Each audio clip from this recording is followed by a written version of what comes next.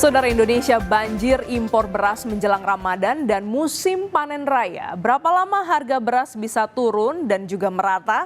Kompas Bisnis sudah bersama Ketua Umum Persatuan Pengusaha Penggilingan Padi dan Beras atau Perpadi bersama dengan Bapak Sutarto Alimuso. Selamat pagi Pak Sutarto. Selamat pagi. Iya, Pak, ini kan pemerintah menambah impor beras ya, totalnya jadi sekitar 3,6 juta ton.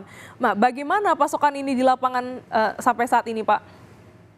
Ya, saya baru saja juga mendapat laporan dari teman-teman dan saya juga melihat ke lapangan sekitar 1 minggu yang lalu.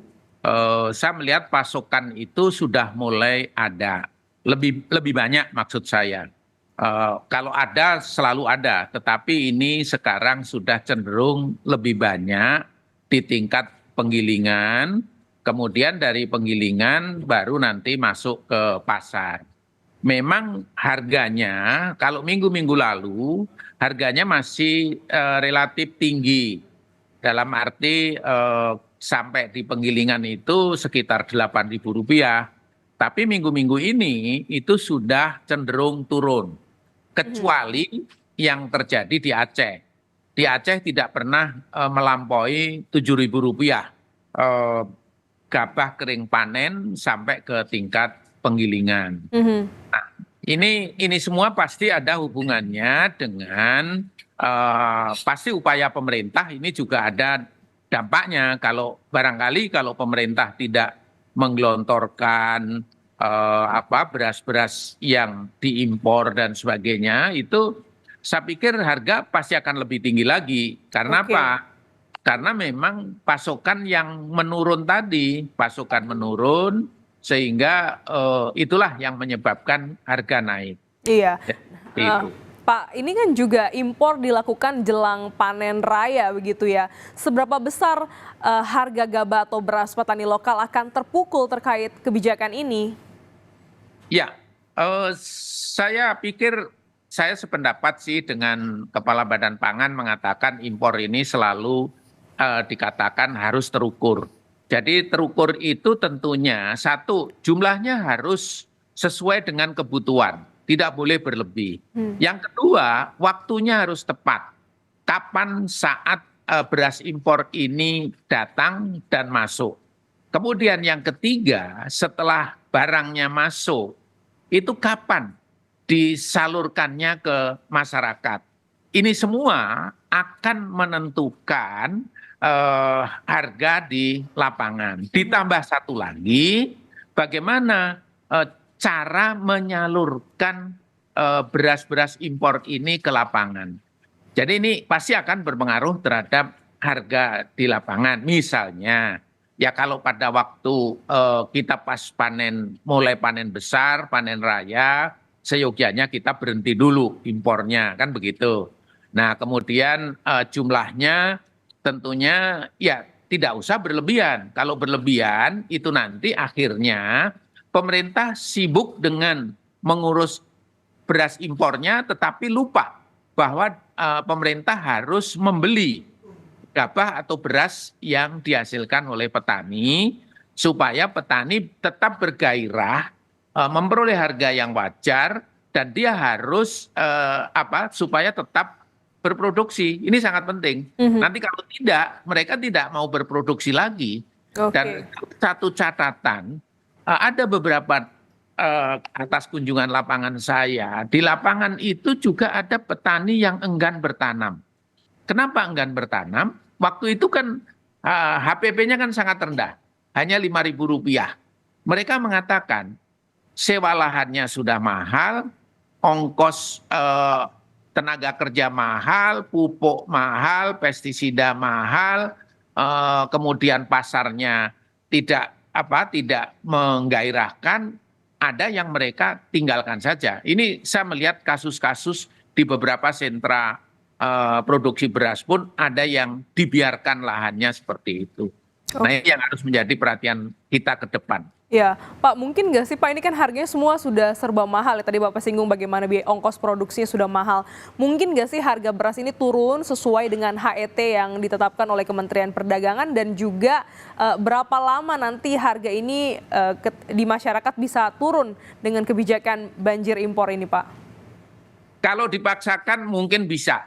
Dipaksakan itu mungkin ya sudah banjiri terus saja dengan beras impor, kemudian pasti yang dalam negeri akan tambah lesu, akhirnya harganya pasti akan seolah-olah kembali kepada harga yang lama.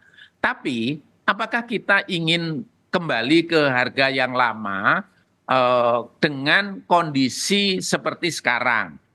Misalnya kan tadi itu saya katakan sewa lahan yang luar biasa mahalnya. Untuk lahan-lahan produktif ya. Kemudian yang kedua ternyata pupuk pun tidak mudah didapat. Ya, kita sekarang ada pemerintah mengatakan subsidi pupuk akan ditambah dan sebagainya. Alhamdulillah. Cari benih pun tidak mudah. Serangan hama penyakit di lapangan banyak. Pendampingan petugas lapangan pun ada kecenderungan kurang karena petugasnya yang sudah banyak yang pensiun. Nah, kemudian pasarnya ini juga, pengaturan pasar ini juga tidak terlalu mudah. Selama kita masih produksi kita itu antara bulan-bulan tertentu itu masih minus, kemudian bulan-bulan tertentu surplus. Dan bahkan kalau saya melihat surplus bulan Maret tahun ini tidak terlalu menggembirakan bila dibanding dengan tahun yang lalu. Padahal pemerintah sudah punya program menangani atau memitigasi apa yang disebut dengan El Nino. Tetapi ternyata Maret ini masih jauh lebih kecil. Biasanya panen raya itu rata-rata di atas 5 juta ton. Tapi ini kan hasilnya hanya sekitar 3,5 juta ton. Misalnya seperti itu.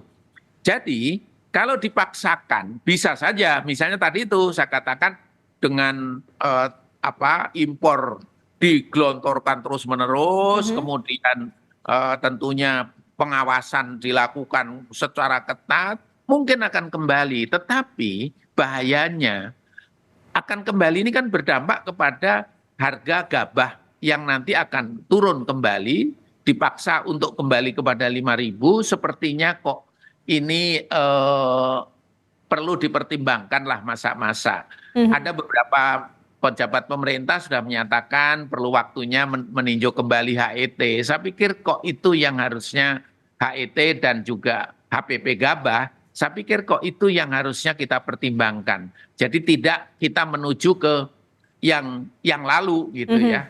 Lalu, saya kira yang lalu ini harusnya ada faktor-faktor Penyesuaian. tolnya naik kok, ongkos angkut pasti naik, kan kira-kira begitu.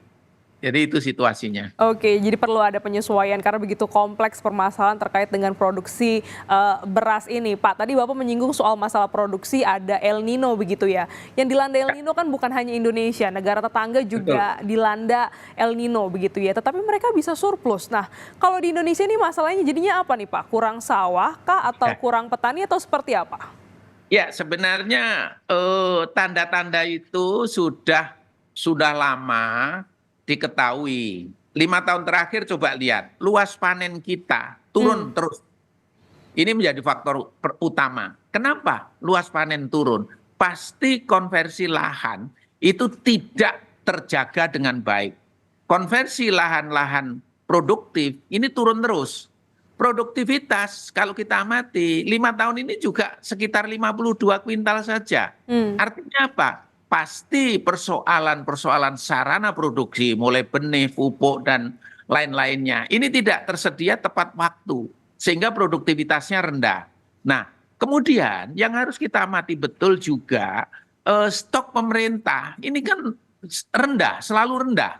Terakhir tahun lalu stok pemerintah itu hanya bulan Juli itu hanya 500.000 ton.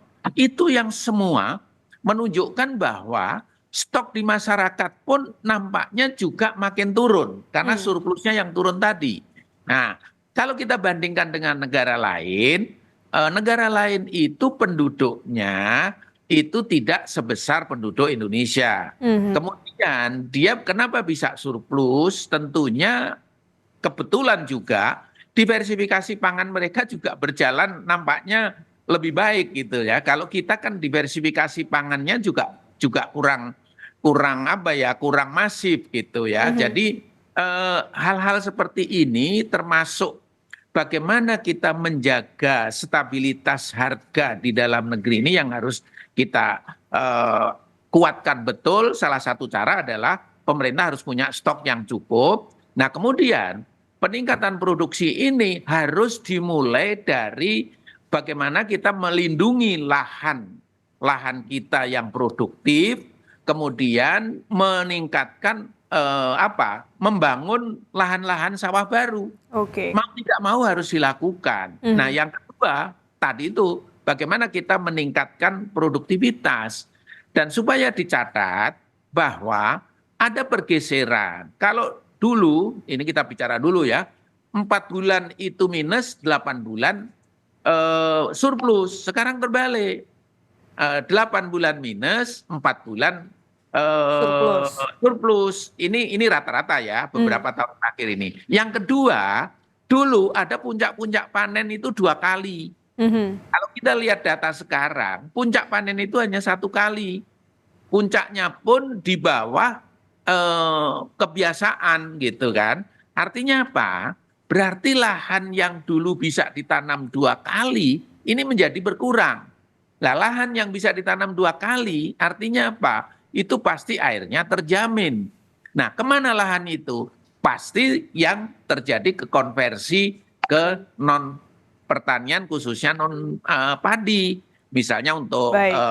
perumahan, industri, Mhm. kemudian infrastruktur. Klaten aja itu 1 tahun saya dapat berita 300 hektar hilang. Mhm. Padahal daerah-daerah produktif pengairannya bagus sehingga dia bisa tanam 2 kali atau 5 kali dalam 2 tahun. Ini yang penting. Baik, jadi memang terkait kebijakan impor beras ini perlu ada penyesuaian, perlu dikaji lagi supaya benar-benar bijak, kebutuhan stok ini aman dan juga petani yang bekerja keras untuk bisa memanen di panen raya ini juga tidak terdampak kerugian ya Pak terkait dengan Setuju. impor Ya. beras ini. Terima kasih Ketua Umum Perpadi Sutarto Alimuso telah bergabung di Kompas Bisnis pada pagi hari ini. Sehat selalu Bapak.